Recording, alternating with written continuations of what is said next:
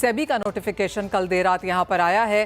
पहले हमने 1 साल, फिर 1 साल, फिर 1 महीना, फिर 2 महीना और अब 1 साल के लिए इसे फिर से ब्लैंकेट बैन के तौर पर डाल दिया गया है।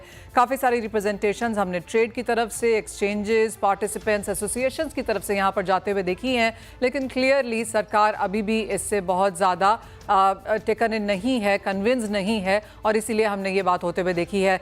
कल सुबह के शो में ही हमने आपको बताया था कि सोर्सेज के थ्रू ये बात आ रही थी, इंटर कमेटी मीटिंग की तरफ से ये तैयार हो चुका था और कल शाम को ही यहाँ पर ये नोटिफिकेशन भी आता हुआ नजर आया। दिनेश जी, क्लियरली बाजार अब काफ़ी समय से इसका इंतजार कर रहा है। एक और साल कितनी बड़ी डिसअपॉइंटमेंट है? बिल्कुल, बहुत बड़ी डिसअपॉइंटमेंट है। मैंने आपसे, शायद आप बजट में आपने मुझसे पूछा था कि आपकी बजट से क्या अपेक्षा है। हमने कहा था 2 साल से नहीं, 3 साल से एक ही अपेक्षा है कि शायद जो 7 कमोडिटीज बैन है वो दोबारा शुरू हो जाए। मुझे लगता है दिसंबर 2021 से जो बैन चल रहा है ये निरंतर बढ़कर आ रहा है और इस साल में ये 1 महीने के लिए एक्सटेंड हुआ, फिर 2 महीने के लिए एक्सटेंड हुआ और ये साल भर के लिए एक्सटेंड हो गया है।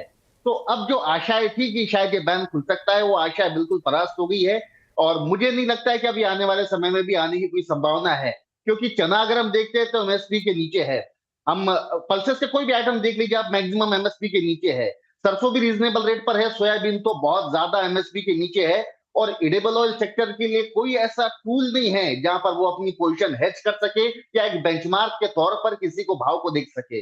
तो मुझे लगता है थोड़ा सा दुखद है ये जो एक्सटेंशन हुआ है, बट खैर गवर्नमेंट ने कुछ अगर किया होगा तो सोच समझ कर ही किया होगा। शायद महंगाई का उनपे अभी भी डर है, इन्फ्लेशन कंट्रोल में होने के बावजूद उन्हें लग रहा है कि शायद ये कुछ समय के लिए बैन रखे और महंगाई कंट्रोल करने का यही एकमात्र टूल उन्हें नजर आ रहा है।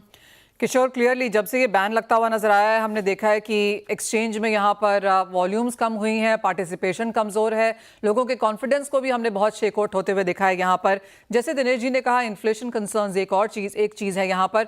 आपको क्या लगता है ओवरऑल इम्पैक्ट इसका कमोडिटी डेरिवेटिव मार्केट पे और आपको क्या लगता है क्या रीजंस रहे होंगे इसके लिए? Good morning Manisha.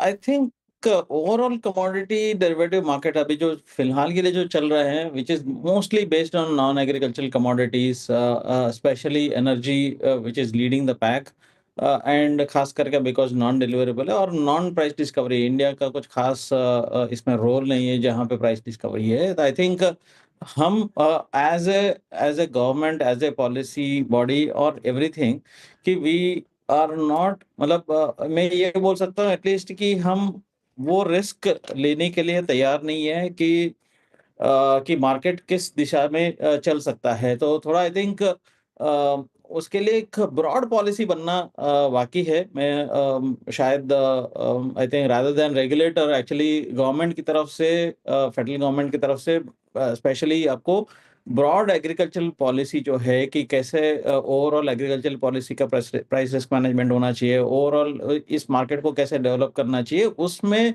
जो वायदा बाजार का क्या रोल होगा एंड उस जो रोल के अंतर्गत जो उसका कायदा कानून और जो वो बना के उसको अगर चलाए हैं, तो एक ब्रॉड पॉलिसी अगर इन प्लेस रहे तो इसको बेटर कॉन्फिडेंस के साथ रेगुलेटर्स भी चला सकते हैं कि यहाँ पे अभी फिलहाल के लिए जो अनसर्टेनिटी या फ्यूचर को लेकर जो डर है उसके वजह से इसको शायद एक्सटेंड किया गया होगा।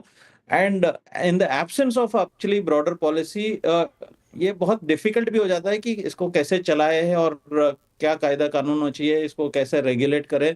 तो I think that is the missing piece of the entire puzzle. और ये बहुत टाइम से, अब मनीषा आप और मैं भी इसको ऑलमोस्ट 15-20 साल से इसको कहते हुए आ रहे हैं कि ये आई थिंक सेंट्रल गवर्नमेंट का ब्रॉड पॉलिसी यहाँ पे होना बहुत जरूरी है।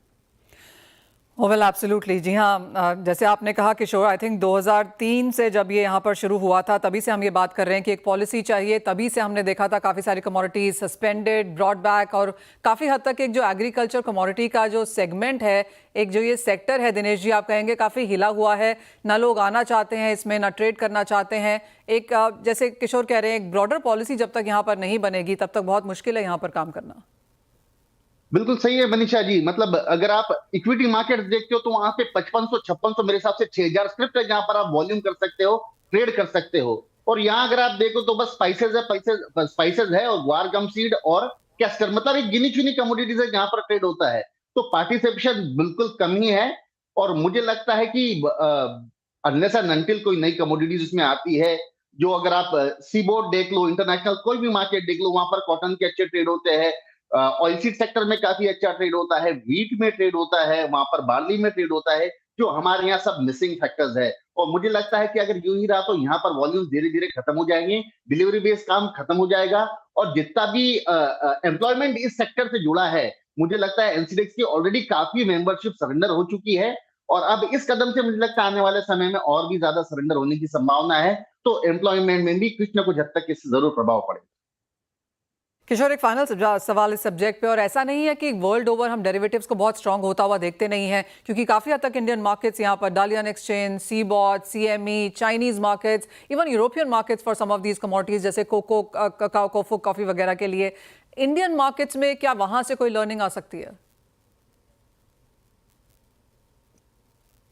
बिल्कुल, सी चाइना ने ओवरऑल कमोडिटी डेरिवेटिव्स को एक टूल की जैसा यूज किया है। आप 1990s से लेके जो अर्ली 2000s तक उनका जो ग्रोथ देखा है, खास करके सोयाबीन में, रेप सीड में, और इवन बेस मेटल्स में, एक्चुअली एलएमई का जो आज जो इम्पोर्टेंस है वो कम हो गया, और शंघाई का जो इम्पोर्टेंस बढ़ गया है। China became a core centre of price deciding factor बन चुका है, एंड इवन एक्सक्लूडिंग आप एनर्जी कमोडिटीज और अगर बुलियन अगर छोड़े, बाकी सब में मोस्टली आपको चाइनीज मार्केट से ही समझ में आता है, इधर डालियन हो, शंघाई हो।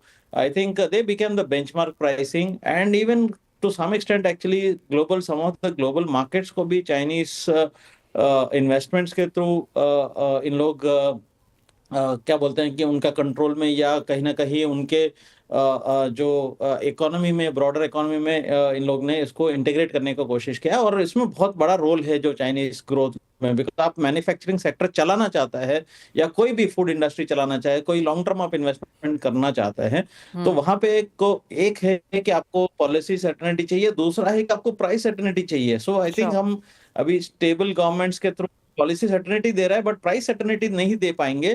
कहीं ना कहीं इसको इंपोर्ट करना पड़ता है प्राइस सर्टेनिटी को। हो वेल एब्सोल्युटली, तो काफ़ी सारी कंसर्न्स हैं, और जब तक एक प्रॉपर पॉलिसी बनती हुई नजर नहीं आएगी, हो सकता है कि हम ये अपॉर्चुनिटीज़ यहाँ पर मिस करते रहें। वेल, फोकस शिफ्ट करेंगे और बात यहाँ पर